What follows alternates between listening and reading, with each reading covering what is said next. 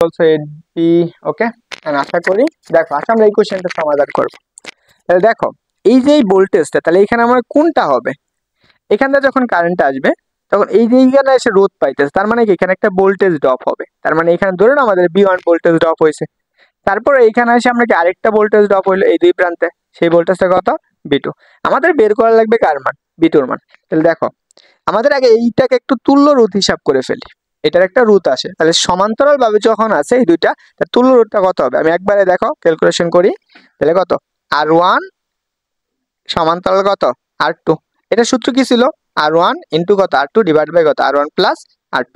তাহলে দেখো কত আসে? উপরে কি 3 আর 6 18, 18 নিচে কত আসবে? 9। তাহলে ভাগ করলে কত হয়? 2 ওহম। তাহলে এই জায়গার রোধটা কত আসতেছে? 2 ওহম। তাহলে আমরা বের করব কার রোধ? ভোল্টেজ, এইটুকুর ভোল্টেজ।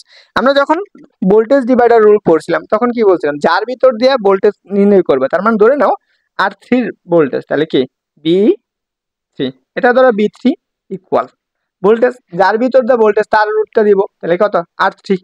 এর ভিতরে এই যে রুটটা, এটা কি নিচের দুইটা কি যোগফল? R3 প্লাস এই দুটা কি সমান্তরাল ভাবে যেটা ছিল তুল্য রোধ, তাহলে RP। ওকে, ইন্টু কত? এই বর্তনীতে যে ভোল্টেজটা ব্যবহার করা হয়েছে সেই ভোল্টেজ, তাহলে 10 ভোল্ট। তাহলে এখন দেখো তো R3 এর মান কত? 8। আর নিচে কত? 8 প্লাসের কত? প্লাসের হচ্ছে 2 ইন্টু কত? 10। তাহলে দেখো 8 এইখানে কত আসছে? 10 ইন্টু কত? 10। কাটাকাটি করো, তাহলে কত পাইতেছ? 8 ভোল্ট। এটা হচ্ছে সঠিক উত্তর। এন্ড হচ্ছে জান্নাতুল ফেরদৌস বলছো। And thank you. আর সবাই বুঝছো কিনা একটু জানাও দেখি।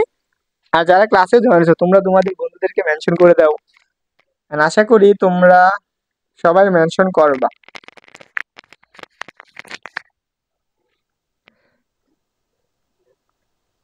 বুঝছো সবাই? জাহিদ কে আছো?